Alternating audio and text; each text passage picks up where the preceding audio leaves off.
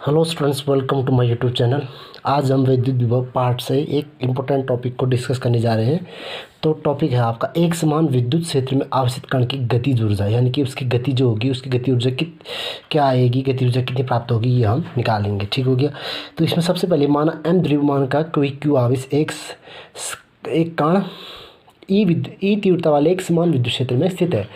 तो कोई कण है क्यू जो एक समान विद्युत क्षेत्र में स्थित है।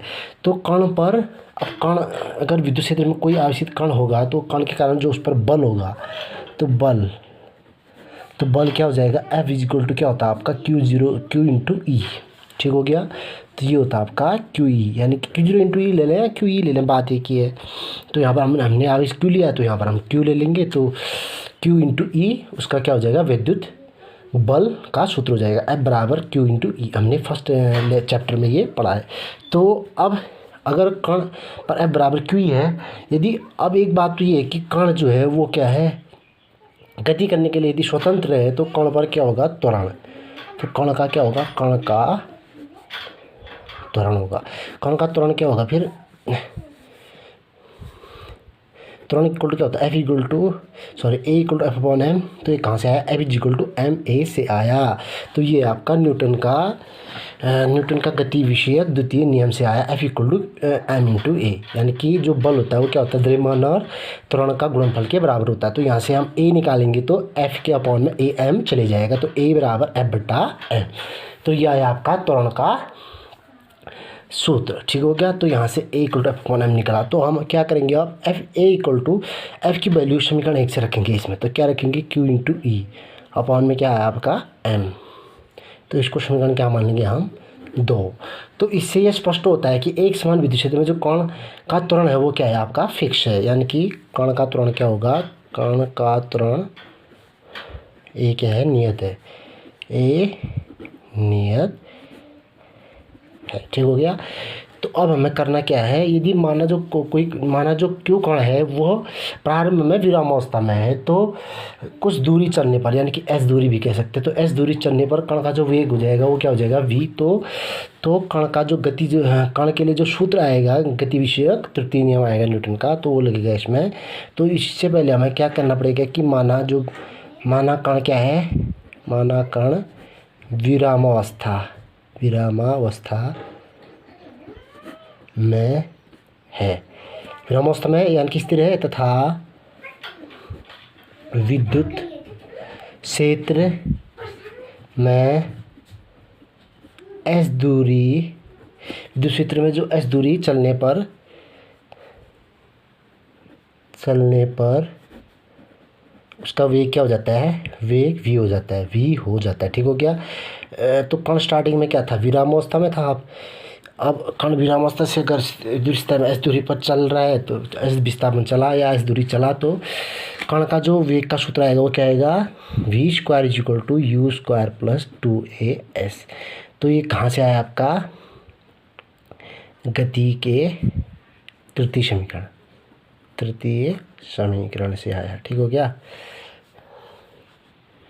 गति विषयक के तृतीय नियम से आया। तो यहाँ पर आप ध्यान दें, तो यहाँ पर u क्या होगा, 0, क्योंकि प्रारंभ में विरामावस्था में है तो प्रारंभ के लिए आपका u क्या होगा, 0 प्रारंभ में। तो u क्या होता है आपका प्रारंभिक वेग, यानी कि u0। तो ये आ जाएगा v square is equal to सीधे क्या आ जाएगा 2as, क्योंकि u की जगह क्या आ गया 0। तो 0 मार 2as जोड़ो तो 2as ही आएगा। तो वी स्क्वायर इक्वल टू क्या आएगा 2as। तो यहाँ पर आप a की वैल्यू रखोगे 2as। यहाँ पर लिखोगे a का मान 2 से रखने पर। तो आप a का मान 2 से रखोगे तो ये आएगा आपका वी स्क्वायर बराबर 2 इंटू ए की जगह क्या आया था आपका, ए की जगह आया था आपका क्यू ई अपॉन एम। तो क्यू ई अपॉन एम आप इसको इसमें रख लोगे तो ये क्या आएगा, q e upon m into क्या है, एस है। इसको मान लोगे आप समीकरण 3 मान लोगे। ठीक हो गया। अब ये निकल गया आपका v। ठीक है। अब निकालेंगे हम, यदि s दूरी पर स्थित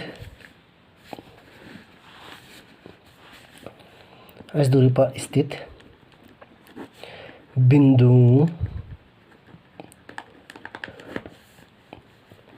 के बीच विभवांतर v हो। अगर विभवांतर v हो तो चूंकि E बराबर क्या होता है आपका v अपॉन एस, या E या v इक्वल टू या E equal to v upon r, तो हम यहाँ पर s ले लेते हैं। हमने पहले पढ़ा था आपका E equal to v upon r, तो यहाँ पर हम आर की जगह क्या ले लेते हैं s, क्योंकि विस्थापन है यहाँ पर s लिया तो हमने आर की जगह s ले लिया। इसमें कोई कन्फ्यूजन ना करें कि आपने पहले आर लिया था आप s ले लिया, क्योंकि विस्थापन है तो हम s की जगह कई वैल्यू सब्स्टिट्यूट कर सकते हैं, विस्थापित मतलब प्रतिस्थापित करें। s इक्वल टू हम कर सकते हैं r, s इक्वल टू रख सकते हैं हम l, रख सकते हैं आप x, तो इतनी वैल्यूज़ हम पुट कर सकते हैं s की जगह, ठीक हो गया, या r की जगह।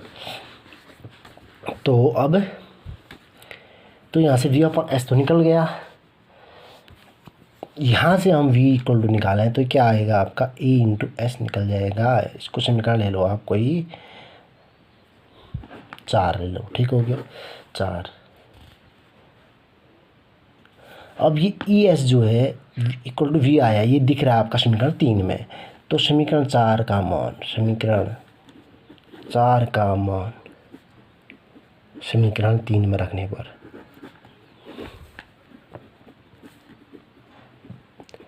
तो समीकरण 4 का मान 3 में रखोगे तो क्या आएगा आपका, ये क्या करना है आपको, ई एस दिख रहा है तो उसकी जगह आपने रखना है वी, ये तो स्मॉल वी है, v square is equal to 2 into q upon m into e s की जगह रख दिया आपने कैपिटल वी रख दिया, ठीक हो गया।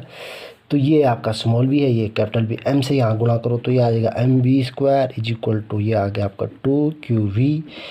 तो यहाँ से 2 को अगेन इस 2 को यहाँ रखेंगे तो ये बट्टे में जाएगा, m v square is equal to ये आया आपका क्यू इंटू वी। अब चूँकि जो ये हाफ एम बी स्क्वायर होता है वो होता है आपका गतिज ऊर्जा, चूँकि के इक्वल टू होता है आपका हाफ एम बी स्क्वायर, तो यहाँ पर हम के रख देंगे तो ये आ जाएगा आपका k equal to q into v, ठीक हो गया। यहाँ से इसका एक ये समीकरण निकल गया कि तो इस प्रकार आपका एक के इक्वल टू क्यू वी आपका गतिज ऊर्जा का सूत्र निकल गया। तो अतः हम लिखेंगे कि जो एक समान विद्युत क्षेत्र में आवेशित कण की गतिज ऊर्जा है वो क्या होती है आपकी, k equal to q into v होती है।